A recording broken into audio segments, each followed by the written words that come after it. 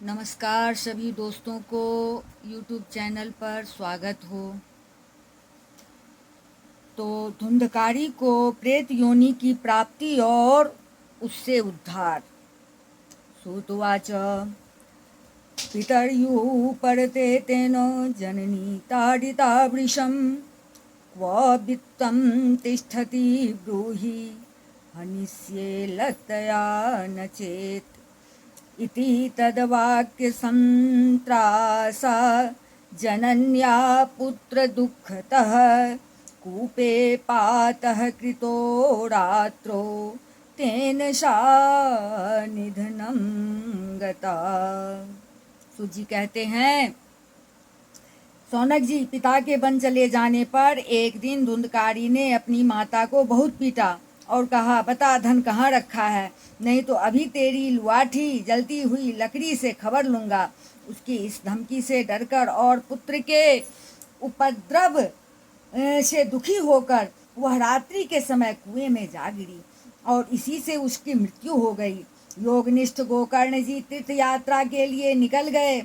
उन्हें इन घटनाओं से कोई सुख या दुख नहीं होता था, क्योंकि उनका न कोई मित्र था न शत्रु। धुंधकारी 5 वेश्याओं के साथ घर में रहने लगा। उनके लिए भोग सामग्री जुटाने की चिंता ने उसकी बुद्धि नष्ट कर दी और वह नाना प्रकार के अत्यंत क्रूर कर्म करने लगा। एक दिन उन उल्टाओं ने उससे बहुत से गहने मांगे। वह तो काम से अंधा हो रहा था। मौत की उसे कभी याद नहीं आती थी। बस उन्हें जुटाने के लिए वह घर से निकल पड़ा। वह जहाँ तहाँ से बहुत सा धन चुराकर घर लौट आया तथा उन्हें कुछ सुंदर वस्त्र और आभूषण लाकर दिए। चोरी का बहुत माल देखकर रात्रि के समय स्त्रियों ने विचार किया कि यह नित्य ही चोरी करता है, इसलिए इसे किसी दिन अवश्य राजा पकड़ लेगा। राजा यह सारा धन छीनकर इसे निश्चय ही प्राण दंड देगा। जब एक दिन इसे मरना ही है, तब हम ही धन की रक्षा के लिए गुप्त रूप से इसको क्यों न मार डालें। इसे मारकर हम इसका माल मत्ता लेकर जहाँ कहीं चली जाएंगी। ऐसा निश्चय कर उन्होंने सोए हुए धुंधकारी को रस्सियों से कस दिया और उसके गले में फांसी लगाकर उसे मारने का प्रयत्न किया। इससे जब वह जल्दी न मरा तो उन्हें बड़ी चिंता हुई। तब उन्होंने उसके मुख पर बहुत से दहकते अंगारे डाले। इससे वह अग्नि की लपटों से बहुत छटपटा कर मर गया। उन्होंने उसके शरीर को एक गड्ढे में डालकर गाड़ दिया। सच है, स्त्रियां प्रायः बड़ी दुस्साहसी होती हैं। उनके इस कृत्य का किसी को भी पता न चला। लोगों के पूछने पर कह देती थी कि हमारे प्रियतम पैसे के लोभ से अब की बार कहीं दूर चले गए हैं, इसी वर्ष के अंदर लौट आएंगे। बुद्धिमान पुरुष को दुष्टा स्त्रियों का कभी विश्वास नहीं करना चाहिए। जो मूर्ख इनका विश्वास करता है उसे दुखी होना पड़ता है।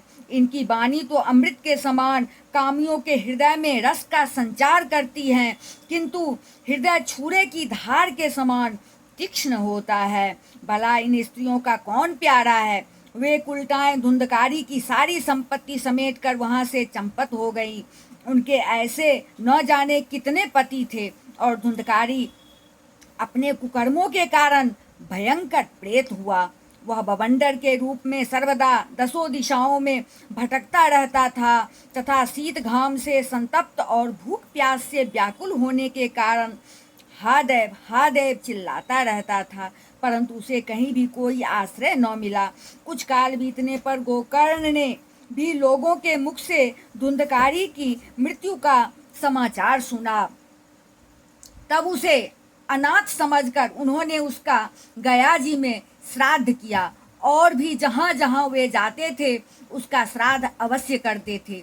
इस प्रकार घूमते घूमते गोकर्ण जी अपने नगर में आए और रात्रि के समय दूसरों की दृष्टि से बचकर सीधे अपने घर के आंगन में सोने के लिए पहुँचे। वहाँ अपने भाई को सोया देख आधी रात के समय धुंधकारी ने अपना बड़ा विकट रूप दिखाया। वह कभी भेड़ा, कभी हाथी, कभी भैंसा, कभी इंद्र और कभी अग्नि का रूप धारण करता। अंत में वह मनुष्य के आकार में प्रकट हुआ। ये विपरीत अवस्थाएं देखकर गोकर्ण ने निश्चय किया कि यह कोई दुर्गति को प्राप्त हुआ जीव है। तब उन्होंने उससे धैर्यपूर्वक पूछा। गोकर्ण ने कहा, तू कौन है? रात्रि के समय ऐसे भयानक रूप क्यों दिखा रहा है? तेरी यह दशा कैसे हुई? हमें बता तो सही। तू प्रेत है, पिशाच है अथवा कोई राक्षस है? सूत जी कहते हैं, गोकर्ण के इस प्रकार पूछने पर वह बार बार जोर जोर से रोने लगा। उसमें बोलने की शक्ति नहीं थी, इसलिए उसने केवल संकेत मात्र किया। तब गोकर्ण ने अंजलि में जल लेकर उसे अभिमंत्रित करके उस पर छिड़का। इससे उसके पापों का कुछ शमन हुआ और वह इस प्रकार कहने लगा। प्रेत बोला, मैं तुम्हारा भाई हूँ, मेरा नाम है धुंधकारी। मैंने अपने ही दोष से अपना ब्राह्मणत्व नष्ट कर दिया। मेरे कुकर्मों की गिनती नहीं की जा सकती। मैं तो महान अज्ञान में चक्कर काट रहा था, इसी से मैंने लोगों की बड़ी हिंसा की। अंत में उल्टा स्त्रियों ने मुझे तड़पा तड़पा कर मार डाला। इसी से अब प्रेत योनि में पड़कर यह दुर्दशा भोग रहा हूँ। अब दैववश कर्म फल का उदय होने से मैं केवल वायु भक्षण करके जी रहा हूँ। भाई, तुम दया के समुद्र हो, अब किसी प्रकार जल्दी ही मुझे इस योनि से छुड़ाओ। गोकर्ण ने धुंधकारी की सारी बातें सुनी और तब उससे बोले। गोकर्ण ने कहा, भाई, मुझे इस बात का बड़ा आश्चर्य है। मैंने तुम्हारे लिए विधि पूर्वक गया जी में पिंडदान किया, फिर भी तुम प्रेत योनि से मुक्त कैसे नहीं हुए? यदि गया श्राद्ध से भी तुम्हारी मुक्ति नहीं हुई, तब इसका और कोई उपाय ही नहीं है। अच्छा, तुम सब बात खोल कर कहो, मुझे अब क्या करना चाहिए? प्रेत ने कहा, मेरी मुक्ति सैकड़ों गया श्राद्ध करने से भी नहीं हो सकती। अब तो तुम इसका कोई और उपाय सोचो। प्रेत की यह बात सुनकर गोकर्ण को बड़ा आश्चर्य हुआ। वे कहने लगे, यदि सैकड़ों गया श्राद्धों से भी तुम्हारी मुक्ति नहीं हो सकती, तब तो तुम्हारी मुक्ति असंभव ही है। अच्छा, अभी तो तुम निर्भय होकर अपने स्थान पर रहो। मैं विचार करके तुम्हारी मुक्ति के लिए कोई दूसरा उपाय करूंगा। गोकर्ण की आज्ञा पाकर धुंधकारी वहां से अपने स्थान पर चला आया। इधर गोकर्ण ने रात भर विचार किया, तब भी उन्हें कोई उपाय नहीं सूझा। प्रातःकाल उनको आया देख लोग प्रेम से उनसे मिलने आए। तब गोकर्ण ने रात में जो कुछ जिस प्रकार हुआ था वह सब उन्हें सुना दिया। उनमें जो लोग विद्वान, योगनिष्ठ, ज्ञानी और वेदज्ञ थे, उन्होंने भी अनेकों शास्त्रों को उलट पलट कर देखा, तो भी उसकी मुक्ति का कोई उपाय न मिला। तब सबने यही निश्चय किया कि इस विषय में सूर्य नारायण जो आज्ञा करें वही करना चाहिए। अतः गोकर्ण ने अपने तपोबल से सूर्य की गति को रोक दिया। उन्होंने स्तुति की, भगवान, आप सारे संसार के साक्षी हैं, मैं आपको नमस्कार करता हूँ। आप मुझे कृपा करके धुंधकारी की मुक्ति का साधन बताइए। गोकर्ण की यह प्रार्थना सुनकर सूर्य देव ने दूर से ही स्पष्ट शब्दों में कहा, श्रीमद् भागवत से मुक्ति हो सकती है, इसलिए तुम उसका सप्ताह पारायण करो। सूर्य का यह धर्ममय वचन वहाँ सभी ने सुना। तब सबने यही कहा कि प्रयत्न पूर्वक यही करो। है भी यह साधन बहुत सरल। अतः गोकर्ण भी तदनुसार निश्चय करके कथा सुनाने के लिए तैयार हो गए। देश और गांवों से अनेकों लोग कथा सुनने के लिए आए। बहुत से लंगड़े, लूले, अंधे, बूढ़े और मंद बुद्धि पुरुष भी अपने पापों की निवृत्ति के उद्देश्य से वहां पहुंचे। इस प्रकार वहां इतनी भीड़ हो गई कि उसे देखकर देवताओं को भी आश्चर्य होता था। जब गोकर्ण जी व्यास गद्दी पर बैठकर कथा कहने लगे, तब वह प्रेत भी वहां आ पहुंचा और इधर उधर बैठने के लिए स्थान ढूंढने लगा। इतने में ही उसकी दृष्टि एक सीधे रखे हुए 7 गांठ के बांस पर पड़ी। उसी के नीचे छिद्र में घुसकर वह कथा सुनने के लिए बैठ गया। वायु रूप होने के कारण वह बाहर कहीं बैठ नहीं सकता था, इसलिए बांस में घुस गया। गोकर्ण जी ने एक वैष्णव ब्राह्मण को मुख्य श्रोता बनाया और प्रथम स्कंद से ही स्पष्ट स्वर में कथा सुनानी आरंभ कर दी। सायंकाल में जब कथा को विश्राम दिया गया, तब एक बड़ी विचित्र बात हुई। वहां सभासदों के देखते ही देखते उस बांस की एक गांठ तर तर शब्द करती फट गई। इसी प्रकार दूसरे दिन सायंकाल में दूसरी गांठ फटी और तीसरे दिन उसी समय तीसरी। इस प्रकार 7 दिनों में 7 गांठों को फोड़कर धुंधकारी बारहों स्कंधों के सुनने से पवित्र होकर प्रेत योनि से मुक्त हो गया और दिव्य रूप धारण करके सबके सामने प्रकट हुआ। उसका मेघ के समान श्याम शरीर पीतांबर और तुलसी की मालाओं से सुशोभित था तथा सिर पर मनोहर मुकुट और कानों में कमनीय कुंडल झिलमिला रहे थे। उसने तुरंत अपने भाई गोकर्ण को प्रणाम करके कहा, भाई, तुमने कृपा करके मुझे प्रेत योनि की यातनाओं से मुक्त कर दिया। यह प्रेत पीड़ा का नाश करने वाली श्रीमद् भागवत की कथा धन्य है तथा श्री कृष्णचंद्र के धाम की प्राप्ति कराने वाला इसका सप्ताह पारायण भी धन्य है। जब सप्ताह श्रवण का योग लगता है तब सब पाप थर्रा उठते हैं कि अब यह भागवत की कथा जल्दी ही हमारा अंत कर देगी। जिस प्रकार आग गीली सूखी छोटी बड़ी सब तरह की लकड़ियों को जला डालती है, उसी प्रकार यह सप्ताह श्रवण मन वचन और कर्म द्वारा किए हुए नए पुराने छोटे बड़े सभी प्रकार के पापों को भस्म कर देता है। विद्वानों ने देवताओं की सभा में कहा है कि जो लोग इस भारतवर्ष में श्रीमद् भागवत की कथा नहीं सुनते उनका जन्म वृथा ही है। भला मोह पूर्वक लालन पालन करके यदि इस अनित्य शरीर को हृष्ट पुष्ट और बलवान भी बना लिया तो भी श्रीमद् भागवत की कथा सुने बिना इससे क्या लाभ हुआ। अस्थियां ही इस शरीर के आधार स्तंभ है। नस नारी रूप रस्सियों से यह बंधा हुआ है। ऊपर से इस पर मांस और रक्त थोप कर इसे चर्म से मढ़ दिया गया है। इसके प्रत्येक अंग में दुर्गंध आती है क्योंकि है तो यह मल मूत्र का भांड ही। वृद्धावस्था और शोक के कारण यह परिणाम में दुखमय ही है। रोगों का तो घर ही ठहरा यह निरंतर किसी न किसी काम से पीड़ित रहता है। कभी इसकी तृप्ति नहीं होती। इसे धारण किए रहना भी एक भार ही है। इसके रोम रोम में दोष भरे हुए हैं और नष्ट होने में इसे एक क्षण भी नहीं लगता। अंत में यदि इसे गाड़ दिया जाता है तो इसके कीड़े बन जाते हैं। कोई पशु खा जाता है तो यह विष्टा हो जाता है और अग्नि में जला दिया जाता है तो भस्म की ढेरी हो जाता है। ये 3 ही इसकी गतियां बताई गई है।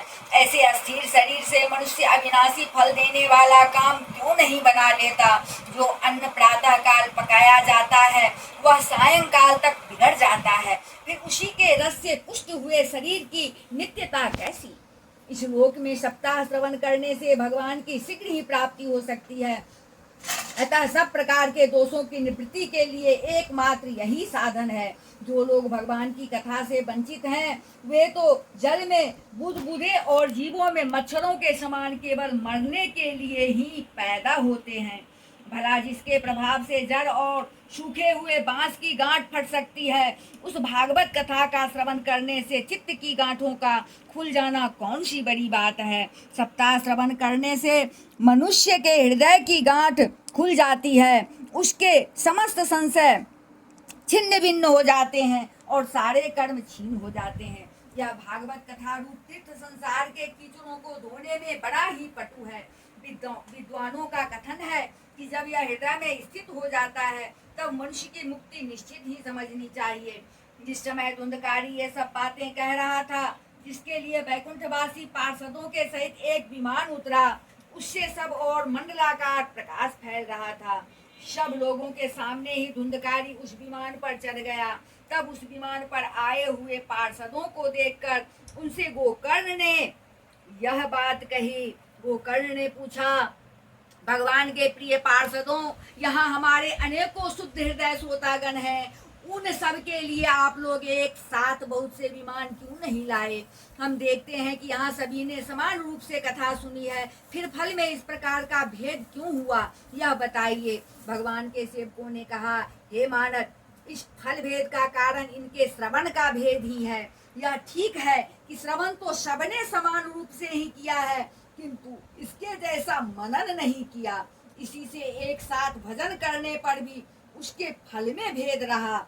इस प्रेत ने 7 दिनों तक निराहार रहकर श्रवण किया था तथा सुने हुए विषय का स्थिर चित्त से यह खूब मनन निधि ध्यासन भी करता रहता था। जो ज्ञान दृढ़ नहीं होता वह व्यर्थ हो जाता है। इसी प्रकार ध्यान न देने से, श्रवण का संदेह से, मंत्र का और चित्त के इधर उधर भटकते रहने से जप का भी कोई फल नहीं होता।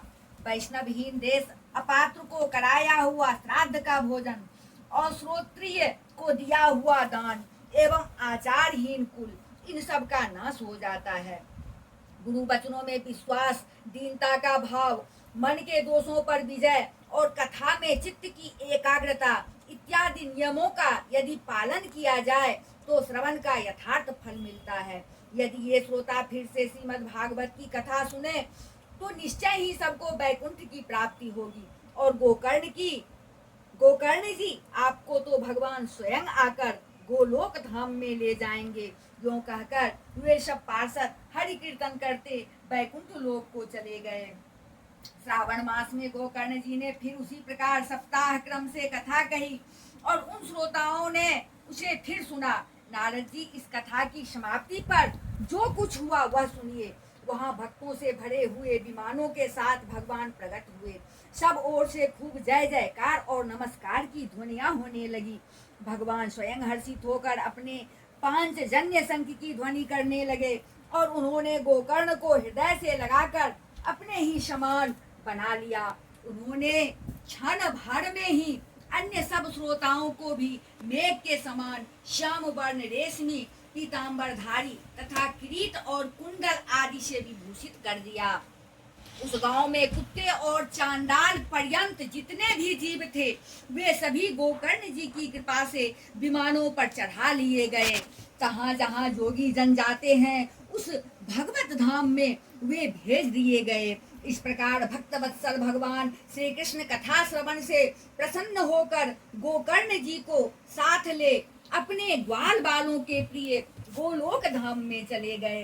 पूर्व काल में जैसे अयोध्यावासी भगवान श्री राम के साथ साकेत धाम सिधारे थे, उसी प्रकार भगवान श्री कृष्ण उन सबको योगी दुर्लभ गोलोक धाम को ले गए।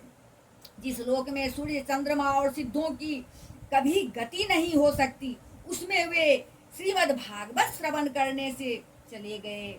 नारद जी, सप्ताह यज्ञ के द्वारा कथा श्रवण करने से जैसा उज्जवल फल संचित होता है उसके विषय में हम आपसे क्या कहें। अजी, जिन्होंने अपने कर्णपूट से गोकर्ण जी की कथा के एक अक्षर का भी पान किया था वे फिर माता के गर्भ में नहीं आए। जिस गति को लोग वायु, जल या पत्ते खाकर, शरीर सुखाने से, बहुत काल तक घोर तपस्या करने से और योगा अभ्यास से भी नहीं पा सकते, उसे वे सप्ताह श्रवण से सहज में ही प्राप्त कर लेते हैं। इस परम पवित्र इतिहास का पाठ चित्रकूट पर विराजमान मुनीश्वर शांडिल्य भी ब्रह्मानंद में मग्न होकर करते रहते हैं। यह कथा बड़ी ही पवित्र है। एक बार के श्रवण से ही समस्त पाप राशि को भस्म कर देती है। यदि इसका श्राद्ध के समय पाठ किया जाए तो इससे पितृगण को बड़ी तृप्ति होती है और नित्य पाठ करने से मोक्ष की प्राप्ति होती है।